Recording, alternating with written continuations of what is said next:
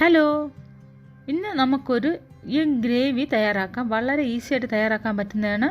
അപ്പത്തിൻ്റെ കൂടെയും ബ്രെഡിൻ്റെ കൂടെ എല്ലാം കഴിക്കാൻ പറ്റുന്ന നല്ലൊരു കോമ്പിനേഷൻ ആയിട്ടുള്ളൊരു ഗ്രേവിയാണ്. അപ്പോൾ നമുക്കിത് എങ്ങനെയാണ് തയ്യാറാക്കുന്നതെന്ന് നോക്കിയിട്ട് വരാം.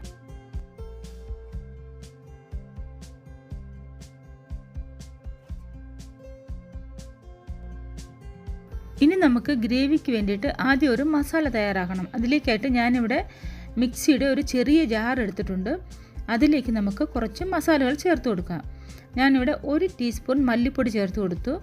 1 ടീസ്പൂൺ കാശ്മീരി മുളക് പൊടിയാണ് ചേർത്തിരിക്കുന്നത്. എരിവ് നിങ്ങളുടെ ആവശ്യത്തിനനുസരിച്ച് കൂട്ടിയും കുറച്ചും കൊടുത്തേക്കുക. 1/4 ടീസ്പൂൺ മഞ്ഞൾപ്പൊടി, 1/4 ടീസ്പൂൺ പെപ്പർ പൗഡർ, പിന്നെ നമുക്ക് ഒരു കഷ്ണം പട്ട ഞാൻ ചേർത്ത് കൊടുക്കുന്നുണ്ട്.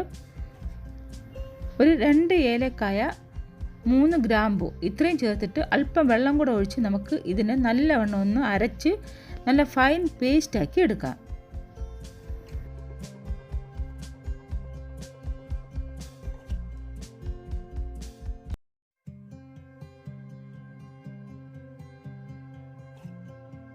മസാല ഇവിടെ നന്നായിട്ട് അരഞ്ഞു കിട്ടിയിട്ടുണ്ട്. ഇത് നമുക്കിനി മാറ്റി വയ്ക്കാം.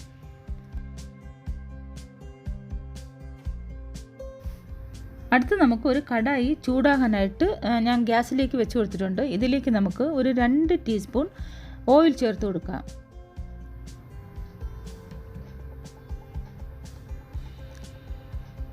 ഓയിൽ ഒന്ന് ചൂടായി വന്നതിന് ശേഷം ഞാനിവിടെ 2 സവാള ഒന്ന് സ്ലൈസ് ചെയ്തിട്ടുണ്ട്. അത് നമുക്കിതിലേക്ക് ചേർത്തിട്ട് നല്ലവണ്ണം ഒന്ന് വഴറ്റി കൊടുക്കാം. ഒരു ഗോൾഡൻ നിറമാകുന്നവരെ നമുക്ക് വഴറ്റി കൊടുക്കാം.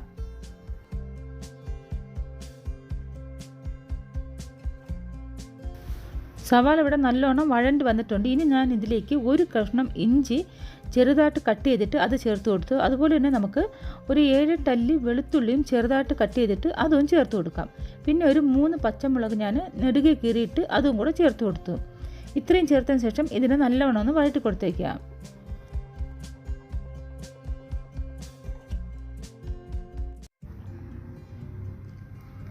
മസാലയെല്ലാം ഇതിലേക്ക് ആഡ് ചെയ്തതിന് ശേഷം നമുക്ക് നല്ലവണ്ണം ഒന്ന് ഫ്രൈ ചെയ്ത് കൊടുക്കാം.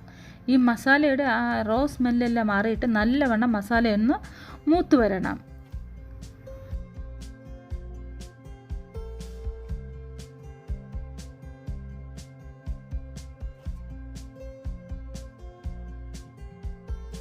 ഇതിലേക്ക് 1 ടീസ്പൂൺ വിനെഗർ കൂടെ ചേർത്തിട്ട് ഒന്ന് വഴറ്റിയെടുക്കാം.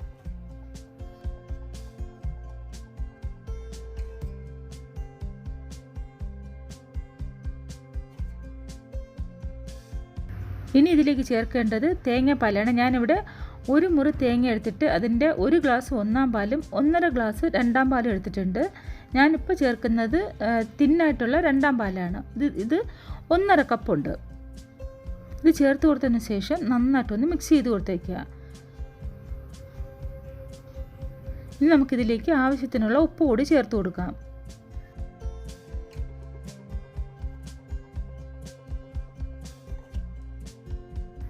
ഇതൊന്ന് നന്നായിട്ടൊന്ന് തിളച്ച് വരട്ടെ.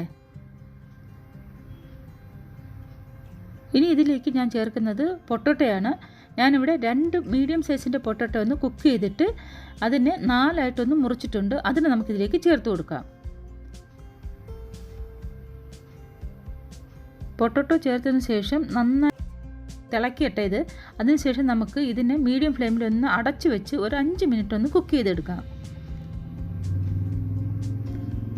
ഇവിടെ ഏകദേശം ഒരു 5 മിനിറ്റ് ആയിട്ടുണ്ട്. ഗ്രേവി എല്ലാം നല്ല തിക്കായിട്ട് വന്നിട്ടുണ്ട്. ഇത് നമുക്ക് നന്നായിട്ടൊന്ന് ഇളക്കി കൊടുക്കാം.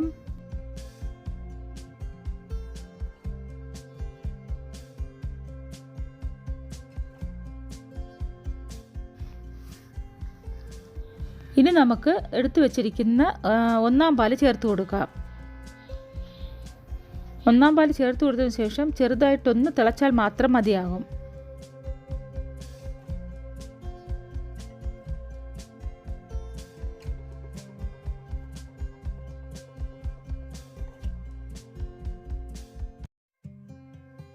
ഗ്രേവി ചെറുതായിട്ടൊന്ന് തിളച്ചതിന് ശേഷം നമുക്കിതിലേക്ക് മുട്ട ചേർത്ത് കൊടുക്കാം. ഞാനിവിടെ 4 മുട്ട ഒന്ന് ബോയിൽ ചെയ്തിട്ട് അതിനെ 2ആയിട്ട് കട്ട് ചെയ്തിട്ടുണ്ട്. അതിനെ നമുക്കിതിലേക്ക് ചേർത്ത് കൊടുക്കാം.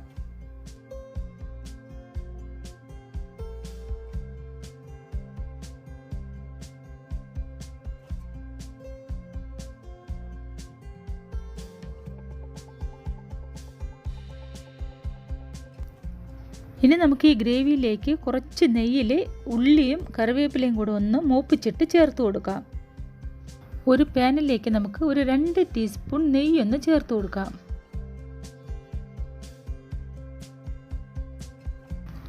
ഗീ ഇവിടെ ചൂടായി വന്നിട്ടുണ്ട്. ഇനി ഇതിലേക്ക് ഒരു 1/2 ടീസ്പൂൺ കടുക് ചേർത്ത് കൊടുക്കാം.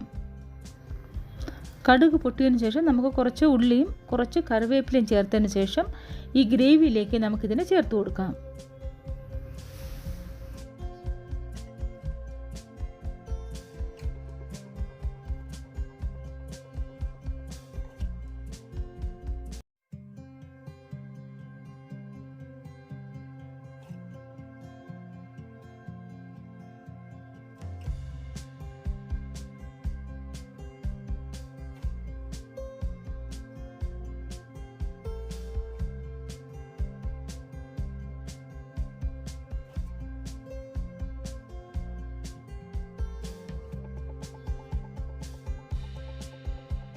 എഗ് ഗ്രേവി ഇവിടെ തയ്യാറായിട്ടുണ്ട്. ഇത് നിങ്ങൾക്കിനി സെർവിങ് പ്ലേറ്റിലേക്ക് മാറ്റാവുന്നതാണ്.